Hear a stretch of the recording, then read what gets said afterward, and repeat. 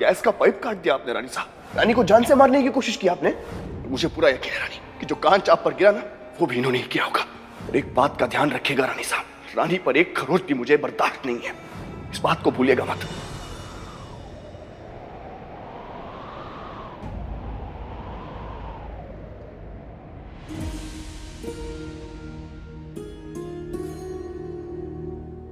हमें ऐसा रोते हुए देखकर आप भी खुश हो रहे होंगे ना? कैसी बातें कर रही हो राजेश्वरी? सारी जिंदगी आप हमें समझाते रहे कि वीर को माँ का प्यार दे, उसे अपना ले, लेकिन हमने उसमें और नंदिनी विक्रम में हमेशा फर्क किया, हमेशा। राजेश्वरी, उस बात को अब जाने दो। कम, सिट हियर। चला ही तो गया हमारा बेटा हमसे दूर, एक घर में रहते हुए वो हमसे इतना दूर हो गया है।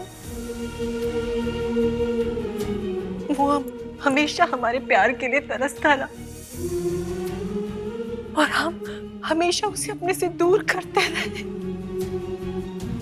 यहाँ तक कि हमने उसे माँ कहने की भी इजाजत नहीं दी। हमारे अपने बेटे को दिग्विजय, अपने बेटे को। और आज हमें अपनी माँ बुलाना तो तू, वो तो हमें अपनी माँ भी नहीं मानता दिग्विजय।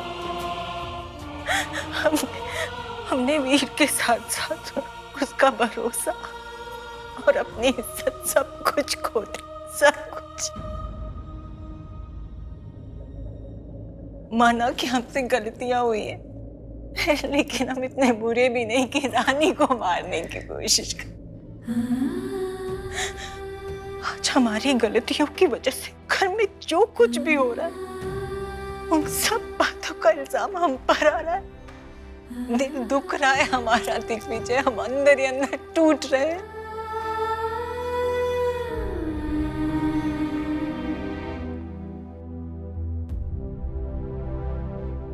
बचपन से लेकर आज तक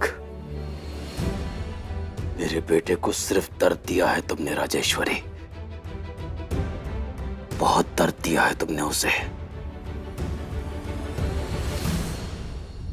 अब ये दर्द तुम्हें सहना होगा।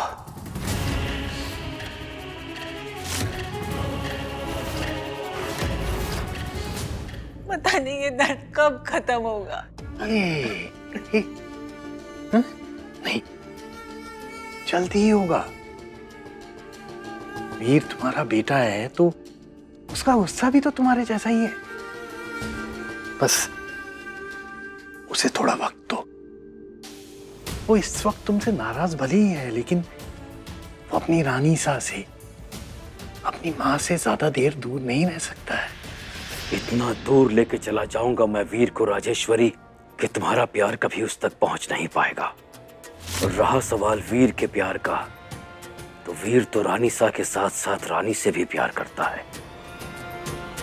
और जब रानी को तकलीफ होगी तो रानी सा के लिए उसका प्यार अपने आप ही खत्म हो जाएगा।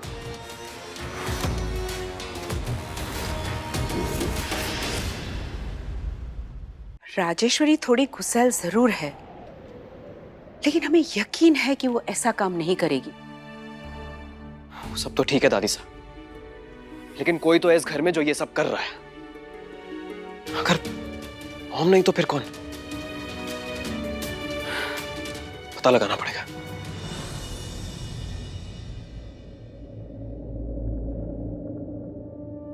हमें नहीं लगता कि रानी सा ये सब कर सकती है। हमें डॉक्टर साहब को साबित करना ही होगा कि इस सब के पीछे कोई और है। गलती करने वाला इंसान चाहे कितना भी कोशिश क्यों ना कर ले, कोई ना कोई सबूत जरूर छोड़ता है। बात तो सही है। माता रानी के अलावा परफेक्ट तो और कोई भी नहीं है। वो जरूर कोई ना कोई सबूत तो छोड़ा ही होगा। ढूंढते हैं अच्छे से।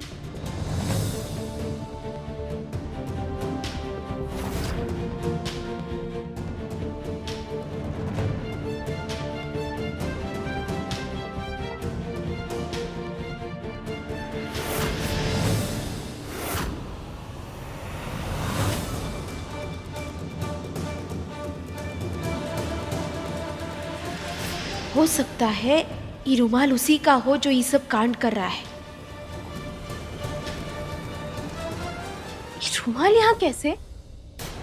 शायद इसकी मदद से हम डॉक्टर साहब का शक दूर कर सकते हैं। परंतु करेंगे कैसे? हाँ, मैं केस स्टडी कर लूंगा। आप एक काम कीजिए, सारी फाइल्स ना घर भिजवा दीजिए। एंड सुनिए, वो फिंगरप्रिंट्स की जो रिपोर्ट है वो मुझे याद से चाहिए, वो हमारा मेन सबूत है। ओके, हियरिंग की डेट मैं 1-2 दिन में कोर्ट में जाके ले लूंगा। मिल गया तरीका।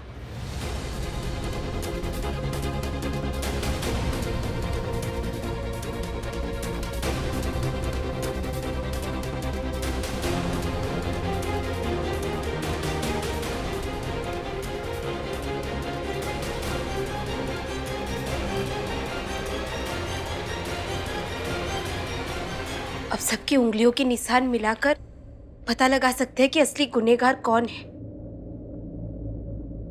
परंतु निशान लिए कैसे सबसे?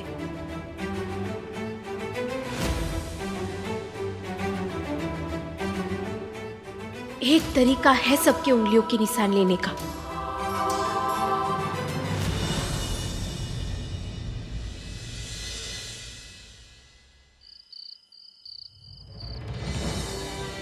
क्या बात है पौराणी, आपने हम सबको यहाँ क्यों बुलाया? वीर से कुछ बात हुई तुम्हारी, उसने कुछ कहा हमारे बारे में। आप दोनों के बीच में जल्दी सब कुछ ठीक हो जाएगा रानी साहब, बस थोड़ा टाइम इंतजार करना है। वैसे आज डॉक्टर साहब के जन्मदिन पर सब कुछ गड़बड़ हो गया ना, आप लोग समेत वो भी उदास बैठे, तो इसीलिए हम सोच रहे थे कि क्यों ना कच्छू ऐसा किया जाए जिससे आप सबका मन भी हल्का हो जाए और उनके चेहरे पर भी मुस्कान आ जाए। जैसे जैसे कच्छू स्पेशल। विकास काका आइए जरा, ये दीजिए हमें। तो बचपन में हमें चित्र बनाने का बहुत शौक था, परंतु आता तो कच्छू भी नहीं था। अब तो हम क्या करते थे, जब छुट्टियों के बाद बाबूजी गांव से शहर वापस जाते थे ना, तो अपने हाथों की रंग बिरंगी छपाई करके उन्हें दे देते थे, ताकि जब भी उन्हें हमारी याद आए, हमारे हाथों का साथ हमेशा उनके साथ बना रहे। हम डॉक्टर साहब के लिए भी यही करना चाहते हैं। अगर परिवार का हर सदस्य अपना हाथ इस पर छाप दे, तो शायद इसे देखकर वो अकेला नहीं महसूस करेंगे। क्या कहते हैं आप सब? अरे गुड आइडिया भाभी साहब, है ना? बढ़िया। चलिए फिर आप ही शुरू कर दीजिए पहले। आइए। हाँ, मैं करता हूँ।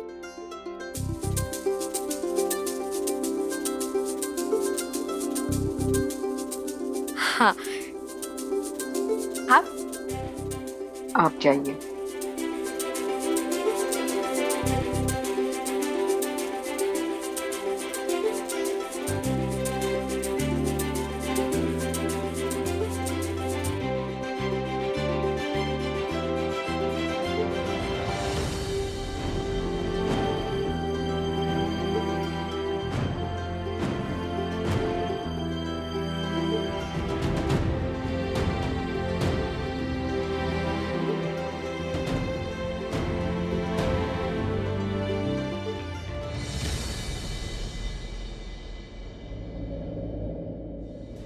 अब बस डॉक्टर साहब के बाबूजी रह गए, हम उनका छाप लेकर आ जाते हैं, ठीक है?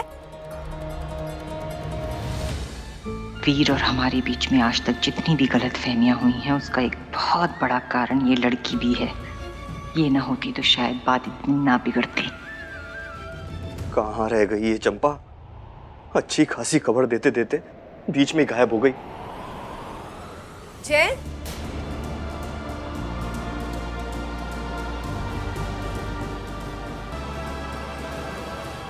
जी आपका फोन दीजिए ना, हमें कुछ काम है। हमारा फोन? क्यों? आप अपना फोन यूज कीजिए ना। आपका और हमारा क्या होता है जय? जो आपका है वो हमारा ही है ना? लाइए।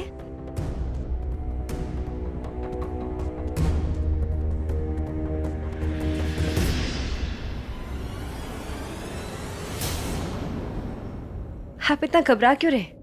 सब ठीक है ना? हाँ।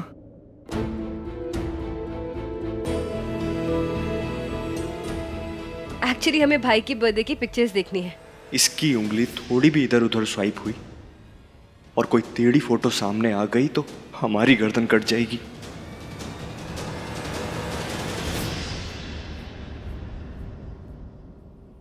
चाहे किस तरह की पिक्चर्स ली आपने हमारी? हम दिख भी नहीं रहे ठीक से। अरे आपकी खूबसूरती देखकर बेचारे कैमरे का लेंस भी शर्मा जाता है। आप भी ना छे।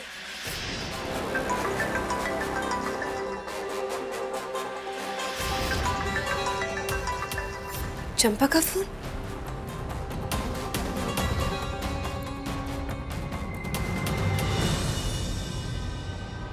तुमने जय के फोन पे फोन क्यों किया? मर गए।